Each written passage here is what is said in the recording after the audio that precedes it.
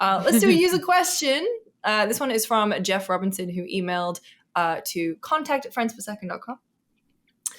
Hey all, at what point do studios lose their legendary status, especially if the people that made them legendary are possibly no longer there? There seems to be a recent increase in, quote, legendary studios launching mixed or poorly received games. Starfield with Bethesda, Veilguard with BioWare, Avowed with Obsidian, and initially mixed receptions of Intergalactic with Naughty Dog or Marathon with Bungie. I think you get two. And it can't, Intergalactic doesn't count. We don't even know what that game is. It was just a cinematic trailer. That doesn't count. If you don't like that cinematic trailer, it's like you don't like a film. Shut up. If you don't like that cinematic trailer, you is. don't like Trent Reznor and Atticus Ross. And so... like, you're allowed to not like the trailer, but we don't know what that game is. But I think you get two iffy releases before people will stop having trust in you. Like, wait, so BioWare with Anthem and... Yep. Andromeda, I guess? And Andromeda, yeah. Yeah. And I think Starfield with Bethesda is fair. I think that people will still be like, what? They're all right with Elder Scrolls. We'll be okay. Like, it's, you got two. Two is like the right answer. I think I feel it in my gut.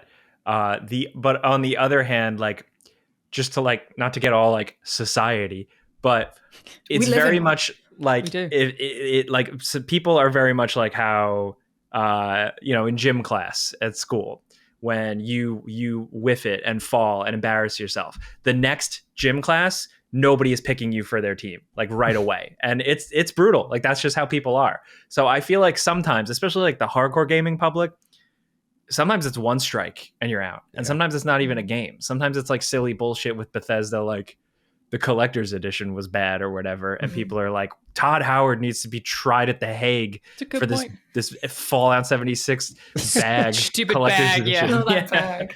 And whatever. Bad. Like, different strokes for different folks. But I think two in my heart as a player, like, I got two in me. Yeah. I think some people, their tolerance is one. And maybe tolerance, but also attention span. I don't know. But hey, that's me. Yeah.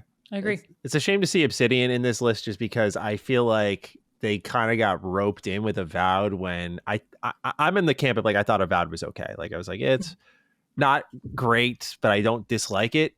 But compared to their past games, I get why. I mean, I'm right there with people. It's like underwhelming. But like before that, they had Pentiment, they had Grounded, like Outer Worlds was really good. Like, they all reviewed and received really well. They had like one bump in the road. So I think it goes to what you were saying, Jake, about just like, there is sometimes it's just that one strike. It's like, oh, you guys missed like once. You're about to deliver another huge RPG later this year, but sorry, you suck now. It's like, I don't know. Like, all the same people who made those games are still there for the most part, outside of like Tim Kaine. So it's a shame to see Obsidian get wrapped up in that. But again, would that make you a two? So like, because I feel the same way. Like, I thought that Avowed was fine, but I'm still excited for Obsidian. It's so funny because these are so many of the companies that I think about the most. So I feel like I'm a 3. I gotta say. Like, I was gonna say, I feel like I'm probably way more lenient. Yeah, because at the same time, I think the studios at this point are like it's like a Ship of Theseus type situation. I'm a big fan. I look at BioWare. That's the one I was like, I was really flexible with BioWare. Like, it's been since Mass Effect 3 for me, man. But I'm still like, after Veilguard, I was like, okay, I give up. I'm hoping Mass Effect turns out well. I really am. I'm pulling for them. But yeah, that was my breaking point where I was like, okay, I give up. So that was 3 for me. I do want to dive into the part of the question that acknowledged that, a legendary status, but the people that made them legendary are possibly no longer there. I see that in conversation a lot with a lot of games I talk about now, and I see it in comment sections, like even talking about Marathon. Some people were quick to say, well, the people who made Halo 3 aren't all there anymore.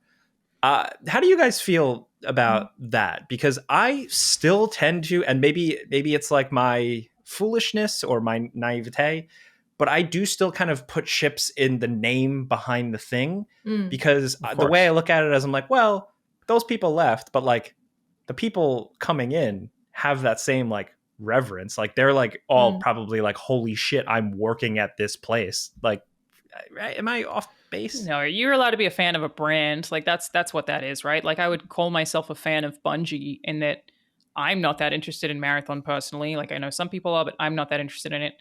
I played a lot of Destiny, but I put more hours into the Master Chief Collection, their games, not just the Master Chief Collection, it's a separate thing technically, but like into the original Halo games than like almost any other franchise. Like, you're allowed to be a fan of the name, but like, just from the dev side, the way that this particular thing works, I think it's just nowhere near as simple as people think it does. People leave and people come back.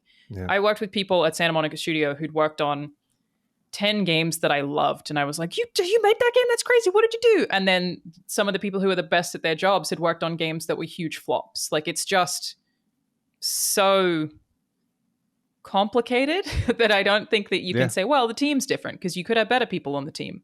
You could have people who are much more impressive. I think the biggest thing that you can always point out is who owns them.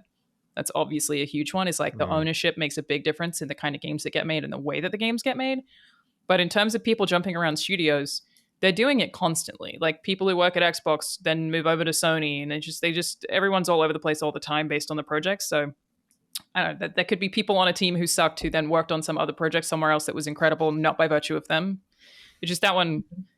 I get why it's an easier answer to why something is good or bad, but I think it's there's so many people making an individual video game that it's very complicated to try to narrow it down efficiently like that, you know? Yeah. That was good. Good insight. I'm glad I asked that. Agreed completely. Yeah. I don't remember what the question was, so Oh. thank you. I really appreciate it. Thank you so much.